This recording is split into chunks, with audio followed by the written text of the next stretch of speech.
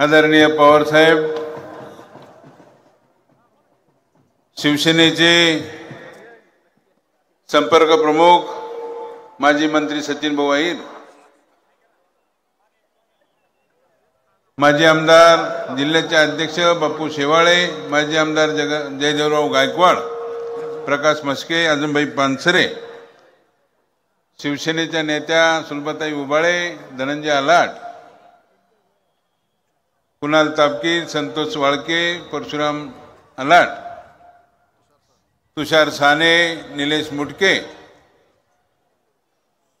ज्यांच्यामुळे या ठिकाणी एकतर्फी निवडणूक होणार असे शिवसेनेचे रविभाऊ लांडगे, राहुल गवळी, भोसरी विधानसभा महाविकास आघाडीचे उमेदवार अजित गव्हाणे, काँग्रेस पक्षाचे अध्यक्ष कैलास कदम, शिवसेनेचे उपमहापौर सन्माननीय संजोग वागिरे, शिवसेनेचे माजी आमदार गौतम चाबुकसर, सर्व सन्मान्य व्यासपीठ, उपस्थित बंधू आणि भगिनी, साहेब आपण येणार, पण यायचं म्हणलं तर 4 दिवस आम्हाला खूप त्रास झाला। ही तुमची सभा होऊ नये याची काळजी या ठिकाणी विरोधकांनी घेतली।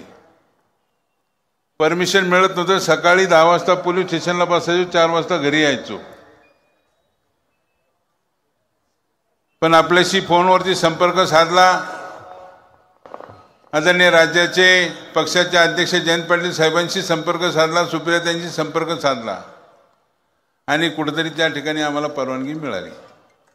म्हणून ही जनता या ठिकाणी आपल्या सर्व दर्शनासाठी आलेली आहे। साहेब, आम्ही तुम्हाला शब्द दिला आहे की या वेळेस ह्या भ्रष्टाचाराला या ठिकाणी गाडायचं आहे।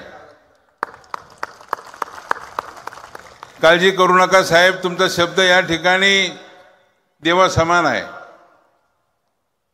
कैलासवासी यशवंतराव चव्हाणांनी या परिसरामध्ये माळरानावरती 1969 साली ज्यावेळेस MIDC आणली, कैलासवासी अण्णासाहेब मगरांनी या परिसरामध्ये नगरपालिका स्थापन केल्यानंतर या भागामध्ये एक चांगल्या प्रकारे कशी इंडस्ट्री उभी करता येईल आणि नंतरच्या काळामध्ये आदरणीय पवार साहेबांनी ज्यावेळेस इंडस्ट्री उभी करत असताना आम्हाला माहिती आहे कितीतरी कामं सांगता येतील। Chakan MIDC, Pimpri MIDC, Bhosari MIDC असेल, तळेगाव असेल, रांजणगाव असेल, अशा परिसरामध्ये जाळं उभं केलं आणि राज्यातून परराज्यातून या परिसरामध्ये आलेले सर्व माझे बांधव या ठिकाणी एक चांगल्या प्रकारे राहतात, ते सुद्धा मोठमोठे उद्योगपती झालेले आहेत। मग मराठवाडा असेल, विदर्भ असेल, खानदेश असेल, कोकण असेल, पश्चिम महाराष्ट्र असेल किंवा राज्याच्या बाहेरचे सुद्धा लोक या ठिकाणी आलेले आहेत साहेब।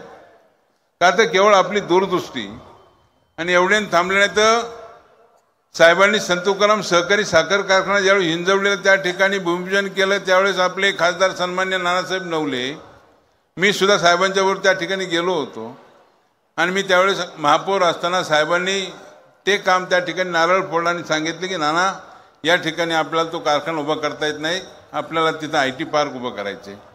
आज IT पार्क उभं केल्यानंतर त्या परिसरामध्ये पहा किती मोठी त्या ठिकाणी लोकसंख्या त्या ठिकाणी झाली आणि रुपयाला त्या ठिकाणी 1000 रुपये मिळायला लागले। आज आमच्या भागातले सर्व शेतकरी असतील, कष्टकरी असतील, त्यांना ताकद मिळण्याचं काम कोणी दिलं? साहेबांनी दिलं। पण आम्ही पाहतो साहेब, पिंपरी चिंचवड महानगरपालिका गेल्या 10 वर्षामध्ये अत्यंत त्या ठिकाणी त्याच्यावरती भस्मासूर बसलेला आहे। भ्रष्टाचार एवढा झालेला आहे, प्रत्येक कामामध्ये रिंग होती आणि पुणे नाशिक रस्ता जो, पुणे मुंबई रस्ता जो जुना आहे, एकाने अर्ध तिकडे घ्यायचं, अर्ध इकडे एकाने घ्यायचं। या 2 वाटून घेणाऱ्या या मोठ्या संस्था निर्माण झाल्या। आता संस्था निर्माण करायला सुद्धा ते कारणीभूत आम्हीच होतो, पण आमची चूक झाली नाही। आम्ही मनापासून काम करण्याचा प्रयत्न केला, का तर साहेबाची एक शिकवण आहे। या सर्व गोष्टी आम्ही पाहिल्या। वेळ थोडा आहे, नाही तर खूप बोलायचं होतं याच्यामध्ये। माझ्यानंतर अजित गव्हाणे बोलणारे, सुलक्षणाताई सिलवंत बोलणारे, आमचे आदरणीय सचिन भाऊ अहिर बोलणार आहेत। पण माझी विनंती आहे की पिंपरी चिंचवड आपलं शहर हे साहेबांनी उभं केलेलं शहर आहे। एका वर्षामध्ये 3री राष्ट्रीय स्पर्धा घेणारे कोण येतं? आदरणीय पवारसाहेब बालेवाडीमध्ये मुख्यमंत्री असताना त्यावेळेस ती बालेवाडी स्पोर्ट कॉम्प्लेक्स त्या ठिकाणी उभं केलं. त्यावेळेस मी महापौर होतो, त्याला मला संधी मिळाली. श्रीनिवास पाटील आयुक्त होते. कितीतरी कामं सांगता येतील. साहेब रात्रंदिवस पडत असतात. मगाशी कराळे मास्तरांनी सांगितलं की आजची 7वी सभा आहे. म्हणजे साहेब कुठून कुठं फिरत येतात. गार फिरते आकाशी पण तिचे चित्त पिलापाशी आहे. साहेब ही तीनची पिलं हे सर्व त्या ठिकाणी जपून ठेवलेली आहेत. आपल्याला 20 तारखेला तुतारी वाजवणाऱ्या माणसासमोर त्या ठिकाणी बटन दाबून अजित गव्हाणे असतील, सुलक्षणा सिलवंत असतील, राहुल कलाटे असतील यांना प्रचंड बहुमताने विजयी करतील. आणि येणारी ही निवडणूक आहे ती तुमच्या सर्वांची आहे. ही भविष्याला त्या ठिकाणी एक विचार देणारी आहे. आपण पाहतो की आपण भविष्यामध्ये काय केलं त्यापेक्षा आपण आता काय करणार आहात. साहेब 84 वर्षे नाही, ते तरुण आहेत. साहेबांनी या ठिकाणी सांगितलं की कोणत्या परिस्थितीमध्ये महाविकास आघाडीचं हे सरकार येणार आहे आणि या परिसरामध्ये एक चांगल्या प्रकारे सर्वसामान्याला जगण्याचा त्या ठिकाणी एक दिवस आपल्याला पाहायला मिळणार आहे. म्हणून माझी विनंती आहे की आपण सर्वांनी साहेबाच्या वरती त्या ठिकाणी विश्वास ठेवून येणारी 20 तारीखची जी निवडणूक आहे ती सर्वांनी या ठिकाणी डोळ्यात तेल घालून कोणी येतील काही पैसे देतील त्या पैशाचा विचार करू नका. ते जर पैसे घेतले तुम्हाला जुलाब होतील. जुलाब होतील अक्षरशः मी तुम्हाला सांगतो. त्याच्यावरती 2000 रुपये जातील. आता 1000 रुपये, पण जर ते पैसे घेतले तर तुम्हाला जुलाब होतील. याची काळजी आपण घ्या. पवित्र मतदान हे मतदान या तिन्ही उमेदवारांना करायचं एवढं त्या ठिकाणी सांगतो आणि थांबतो. जय हिंद, जय महाराष्ट्र. यानंतर पिंपरी विधानसभेच्या अधिकृत उमेदवार एक सुशिक्षित व्यक्तिमत्व सुलक्षणाला विनंती करतो आपण सर्वांना संबोधित करायचंय.